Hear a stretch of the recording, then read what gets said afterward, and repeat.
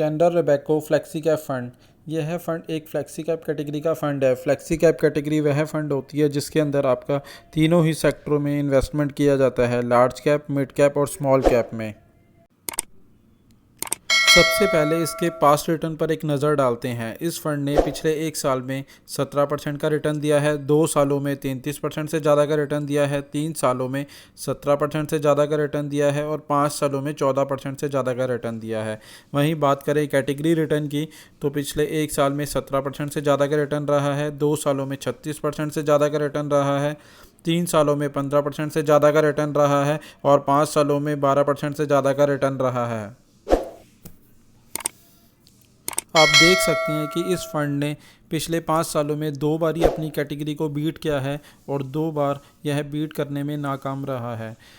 पर आप long term में अगर देखेंगे तो इसने अपनी कैटेगरी को बीट ही करा है। इस लिहाज से यह इन्वेस्टमेंट के लिए आप इसे कंसीडर कर सकते हैं, बट निवेश से पहले एक बार अपने फाइनेंशियल एडवाइज़र से सलाह ज़रूर ले लें। ओपन एंडेड फंड है। ओपन एंडेड वह फंड होते हैं जिसके अंदर आप कभी भी इन्वेस्टमेंट कर सकते हैं और कभी भी विड्रॉ कर सकते हैं। वहीं बात करें इस फंड के बेंचमार्क की तो उसका बेंचमार्क BSE 500 है। बात करें एग्ज़िट लोड की तो यदि आप 1 साल से पहले इस फंड से विड्रॉ करते हैं तो आपको 1% का एग्ज़िट लोड लगेगा और वहीं अगर आप 1 साल के बाद करेंगे तो किसी भी प्रकार का कोई एग्ज़िट लोड नहीं है। वहीं बात करें इन्वेस्टमेंट की तो SIP के केस में आप 1000 रुपये से इन्वेस्टमेंट की शुरुआत कर सकते हैं और लमसम के केस में आप 5000 रुपये से इन्वेस्टमेंट की शुरुआत कर सकते हैं। यह फ़ंड 2003 को लॉन्च हुआ था और इस फंड का अभी तक का जो एसेट अंडर मैनेजमेंट है वह है 7256 करोड़ रुपए का। वहीं अगर किसी व्यक्ति ने इस फंड में 1 लाख रुपए का निवेश किया होता जब यह फंड लॉन्च हुआ था तो आज उसकी वैल्यू 21,84,000 रुपये होती। इस फंड का एक्सपेंस रेशो 1.91% का है। इस फंड के फंड मैनेजर श्री दत्ता हैं। बात करें इसके टॉप 5 सेक्टर एलोकेशन की तो इसके अंदर बैंक्स प्राइवेट के अंदर 18.40% का इन्वेस्टमेंट है, IT के अंदर 14.82% का इन्वेस्टमेंट है, NBFC के अंदर 8.62% का इन्वेस्टमेंट है, ऑयल एंड गैस के अंदर 6.75% का इन्वेस्टमेंट है और कैश में 6.51% का इन्वेस्टमेंट है।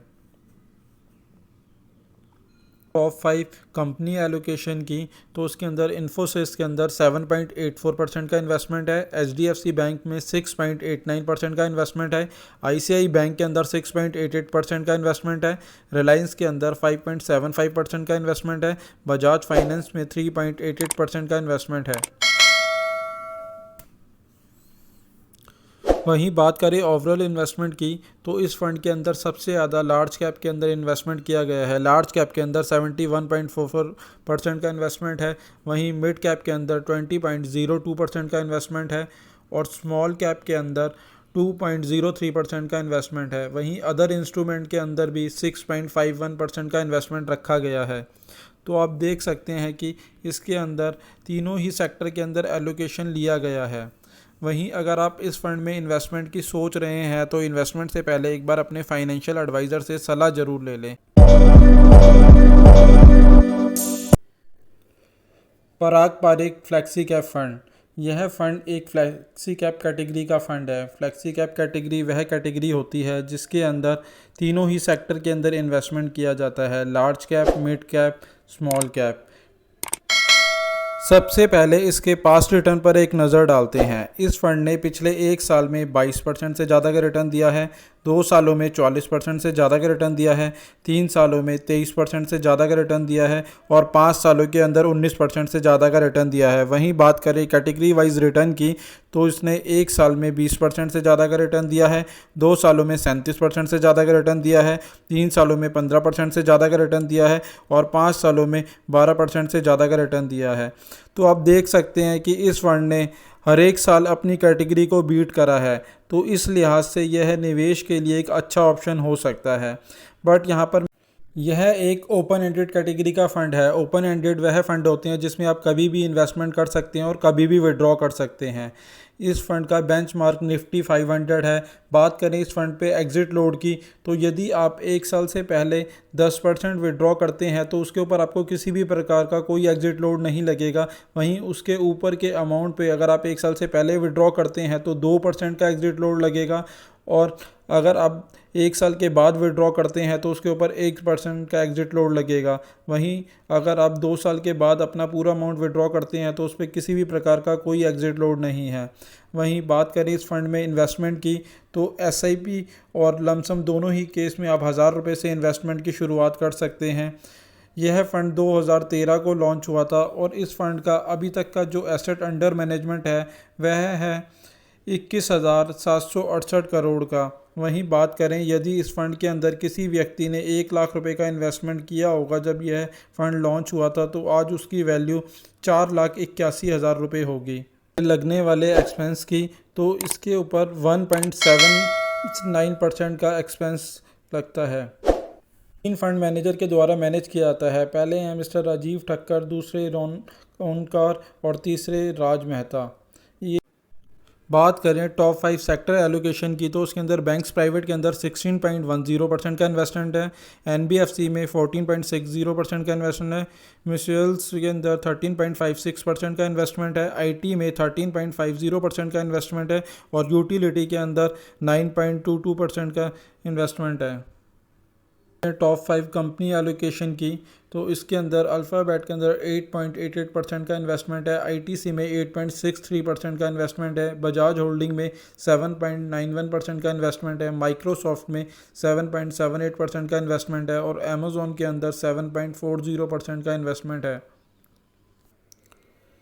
बात करें ओवरऑल इन्वेस्टमेंट की, तो इस फंड के अंदर लार्ज कैप के अंदर 49.48% का इन्वेस्टमेंट है, वहीं स्मॉल कैप के अंदर 13.87% का इन्वेस्टमेंट है और मिड कैप के अंदर 13.55% का इन्वेस्टमेंट है और अदर इंस्ट्रूमेंट के अंदर भी 5.10% का इन्वेस्टमेंट है।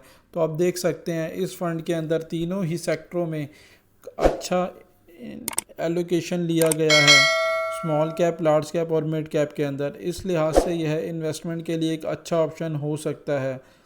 यदि आप इस फंड में इन्वेस्टमेंट की सोच रहे हैं तो इन्वेस्टमेंट से पहले एक बार अपने फाइनेंशियल एडवाइज़र से सलाह ज़रूर ले लें। यूटीआई फ्लेक्सी कैप फंड, यह एक फ्लेक्सी कैप कैटेगरी का फ़ंड है। फ्लेक्सी कैप वह कैटेगरी होती है जिसके अंदर लार्ज कैप, मिड कैप और स्मॉल कैप तीनों ही सेक्टर के अंदर इन्वेस्टमेंट किया जाता है। सबसे पहले इस फ़ंड के पास रिटर्न पर एक नज़र डालते हैं। इस फ़ंड ने पिछले 1 साल में 12% से ज़्यादा का रिटर्न दिया है, 2 सालों में 38% से ज़्यादा का रिटर्न दिया है, 3 सालों में 18% से ज़्यादा का रिटर्न दिया है और 5 सालों में 15% से ज़्यादा का रिटर्न दिया है। वहीं बात करें इसके कैटेगरी रिटर्न की, तो इसने पिछले 1 साल में 18% से ज़्यादा का रिटर्न दिया है, 2 सालों में 35% से ज़्यादा का रिटर्न दिया है, 3 सालों में 15% से ज़्यादा का रिटर्न दिया है और 5 सालों में 12% से ज़्यादा का रिटर्न दिया है। तो आप देख सकते हैं इस फंड ने ज़्यादातर टाइम अपनी कैटेगरी को बीट किया है, तो इस लिहाज से यह एक इन्वेस्टमेंट का अच्छा ऑप्शन हो सकता है। यह फ़ंड एक ओपन एंडेड फ़ंड है। ओपन एंडेड वह फ़ंड होते हैं जिसमें आप कभी भी इन्वेस्टमेंट कर सकते हैं और कभी भी विड्रॉ कर सकते हैं। इस फ़ंड का बेंचमार्क निफ्टी 500 है। बात करें इस पे एग्ज़िट लोड की, तो इसके अंदर यदि आप 1 साल से पहले विड्रॉ करते हैं तो किसी भी प्रकार का कोई एग्ज़िट लोड नहीं है यदि आप 10% तक अमाउंट विड्रॉ करते हैं और उससे ऊपर के अमाउंट पर आपको 1% का एग्ज़िट लोड देना होगा। वहीं अगर आप 1 साल के बाद पूरा अमाउंट विड्रॉ करते हैं तो उस पर किसी भी प्रकार का कोई एग्ज़िट लोड नहीं है। वहीं बात करें इन्वेस्टमेंट की, तो एसआईपी के केस में आप 500 रुपये से इन्वेस्टमेंट की शुरुआत कर सकते हैं और लमसम के केस में आप 5000 रुपये से इन्वेस्टमेंट की शुरुआत कर सकते हैं। यह फ़ंड 2005 में लॉन्च हुआ था और इस फ़ंड का अभी तक का जो एसेट अंडर मैनेजमेंट है वह है 24,898 करोड़ रुपए का। वहीं बात करें यदि किसी व्यक्ति ने इस फंड में 1 लाख रुपए का इन्वेस्टमेंट किया होता जब यह फंड लॉन्च हुआ था, तो आज उसकी वैल्यू 11,04,000 रुपये होती। वहीं बात करें इस फंड के एक्सपेंस रेशो की, तो इस फंड का एक्सपेंस रेशो 1.84% का है। इस फंड के fund manager mister Ajay Tyagi हैं। वहीं बात करें टॉप 5 सेक्टर एलोकेशन की, तो इसके अंदर आईटी के अंदर 18.66% का इन्वेस्टमेंट है, बैंक्स प्राइवेट के अंदर 14.62% का इन्वेस्टमेंट है, एनबीएफसी के अंदर 10.59% का इन्वेस्टमेंट है, हेल्थ केयर के अंदर 10.27% का इन्वेस्टमेंट है, वहीं कंज्यूमर के अंदर 8.56% का इन्वेस्टमेंट है। कंपनी एलोकेशन की, तो उसके अंदर बजाज फाइनेंस के अंदर 5.80% का इन्वेस्टमेंट है, एल&टी के अंदर 5.17% का इन्वेस्टमेंट है, एचडीएफसी बैंक में 4.88% का इन्वेस्टमेंट है, इन्फोसिस के अंदर 4.75% का इन्वेस्टमेंट है, आईसीआई बैंक के अंदर 3.81% का इन्वेस्टमेंट है। वहीं बात करें ओवरऑल इन्वेस्टमेंट की, तो इस फंड के अंदर सबसे ज़्यादा इन्वेस्टमेंट लार्ज कैप के अंदर है। लार्ज कैप के अंदर 62.35% का इन्वेस्टमेंट है। वहीं बात करें मिड कैप की, 31.22% का इन्वेस्टमेंट है और स्मॉल कैप के अंदर 3.28% का इन्वेस्टमेंट है। कुछ इन्वेस्टमेंट इन्होंने अदर इंस्ट्रूमेंट के अंदर भी कर रखा है, जो कि है 3.15% का। तो आप देख सकते हैं कि इस फंड के अंदर तीनों ही सेक्टर के अंदर एलोकेशन लिया गया है, लार्ज कैप, मिड कैप और स्मॉल कैप। यहाँ पर फंड मैनेजर को यह अथॉरिटी होती है कि वह मार्केट कंडीशन के अकॉर्डिंग किसी भी सेक्टर में अपना एलोकेशन इंक्रीज़ कर सकता है। साथ ही साथ आप देख सकते हैं यह उन सभी निवेशकों के लिए सूटेबल रहेगा जिनका नज़रिया लॉन्ग टर्म का है। पर यहाँ पर अगर आप इस फंड में इन्वेस्टमेंट की सोच रहे हैं तो इन्वेस्टमेंट से पहले एक बार अपने फाइनेंशियल एडवाइज़र से सलाह ज़रूर ले लें। साथ ही साथ यदि आप इस फंड में या किसी भी और फंड में इन्वेस्टमेंट करना चाहते हैं तो अब आप हमारे मोबाइल ऐप के थ्रू भी इन्वेस्टमेंट कर सकते हैं, जिसका लिंक नीचे डिस्क्रिप्शन में दिया गया है। वीडियो अच्छा लगा हो तो प्लीज़ इसे लाइक शेयर करें और हमारे चैनल को सब्सक्राइब करें। धन्यवाद दोस्तों।